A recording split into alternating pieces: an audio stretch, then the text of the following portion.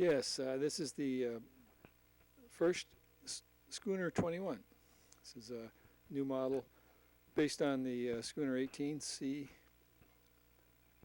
And we're going to go through, show you some pictures of it sailing, and describe the details of the boat, and whatever else I can think of to say about it. But mostly this will be just kind of a hodgepodge of video clips that we managed to get from this first fall sailing season of trials on this boat. So here we go with this setup.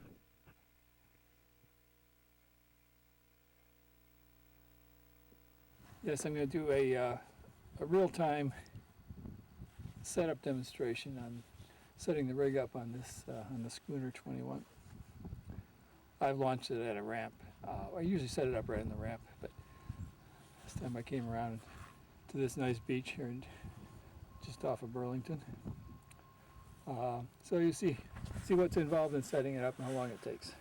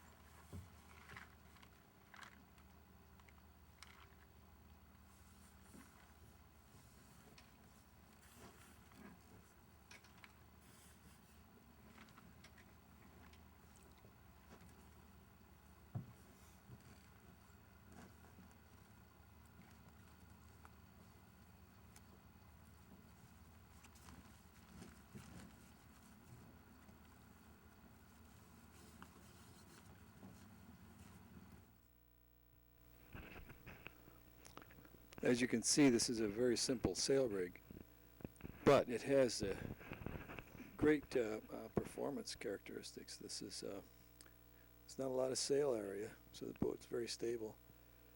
But in its first trials, it's easily gotten up over 7 knots, and just like you can see, very easy to set up, take down. 5 minutes or less from trailer to ramp, trailer to sailing. This guy's having a little trouble because the last guy who put this together here wrapped those ropes all around the wrong way, and took them out of the fair leads. Usually you can you can set this up so that there's really no rerunning of sheets or anything like that. You know, just basically stick the mast down and unroll them, hook on the booms, and sheet it in and go.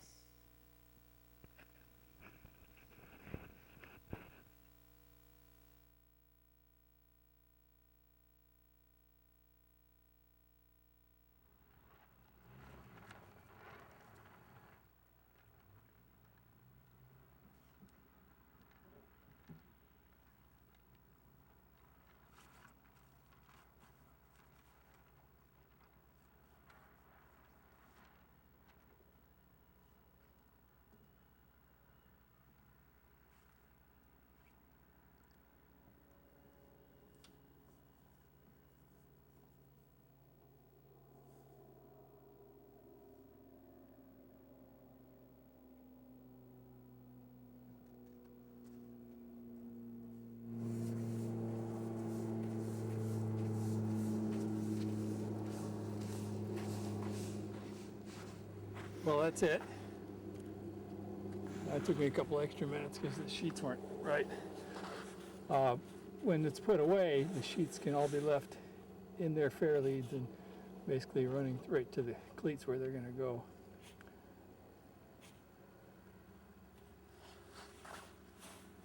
Now, let's see. Well, I think we'll try and get a little sailing in here. Not much wind, but I think it might be enough.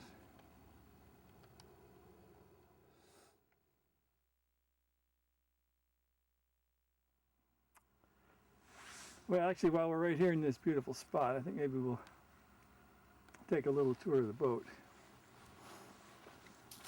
You can see how it, because the keels and the skeg, the rear skeg, are pretty far back, that on a moderate beach, usually you can get the bow to ride right up onto the beach far enough for a dry-footed landing.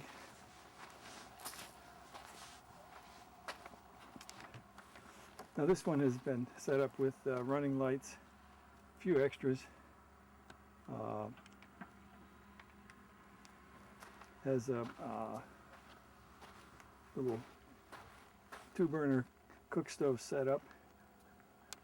Well, the big thing it has is a 9.8 Tohatsu remote control electric start 4-stroke outboard, which is, I'll have to say, it's not cheap, but it's the perfect motor for this boat. Certainly get along with a smaller one, but it makes it a beautiful cruiser.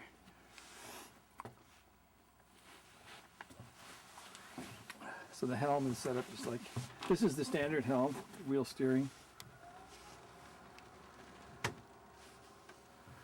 And with the remote controls, we have them mounted over here on the starboard side. It's a very comfortable helmsman position between there and the wheel. So inside there's a nice double berth,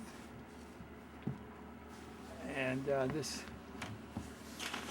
storage bins, and let's see, this panel across the back here makes kind of a neat backrest for passengers, and also a kind of a divider for junk area behind it. You toss all your bags of gear and jackets and that sort of thing.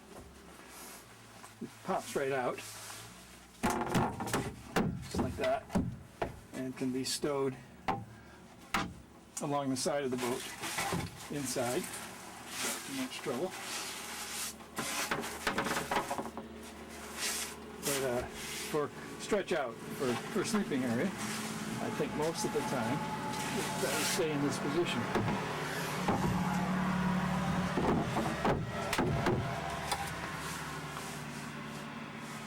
Actually, I love sitting back here. So give you an idea what that's like. And moving back there, you have a nice view forward and out the side windows.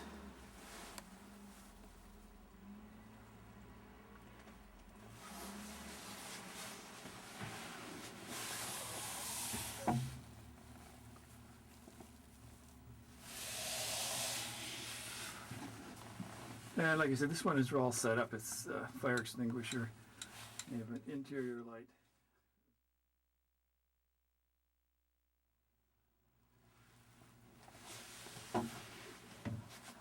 And this little cook stove unit, it's actually hanging in place there.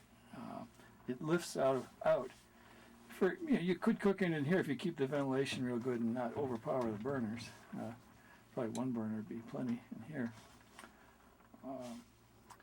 But it also can be taken out and set in the cockpit or put on the beach for cooking.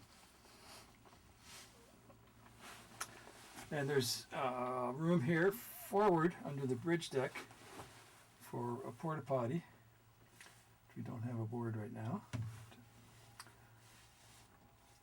Or for gear bags, whatever. Take a look at the back. See the sliding rear window. And those two windows slide both directions, but they also will lift out and stow for maximum ventilation if you want to open that up. And I don't know if we can see it very well, but there's a gas tank in the back there, small 3-gallon. That's standard with the motor, of course. And there's also room there for a battery for starting the motor and for running the lights and that sort of thing. Use a small lawn garden tractor type battery. Works really well. So it is possible to pull start that motor from in here or from on top, but the electric start is really nice.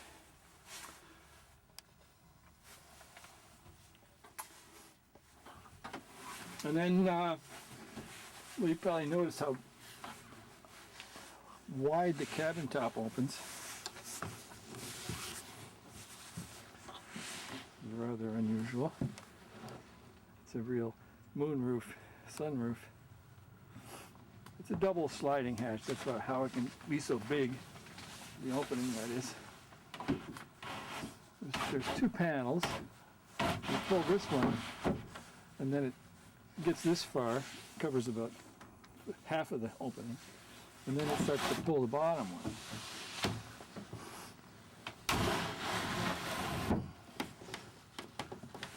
To cover the entire opening. And you see the hatch boards are down inside there for covering the front. So this can be opened to any desired amount of openness. You don't have to touch the middle one at all because the top one grabs it either opening or closing.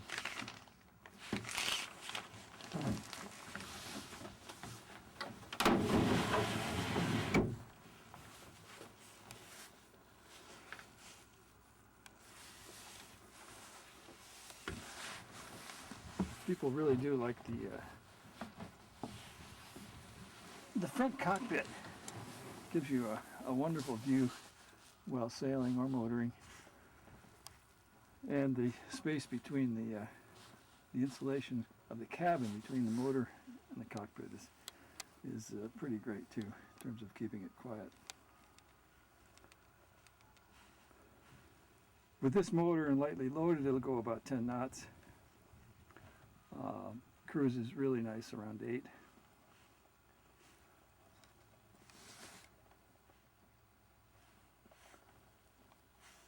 We also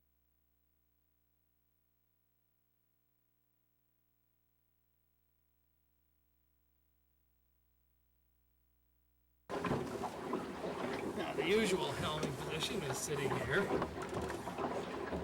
One side or the other, depending on which way the wind's blowing.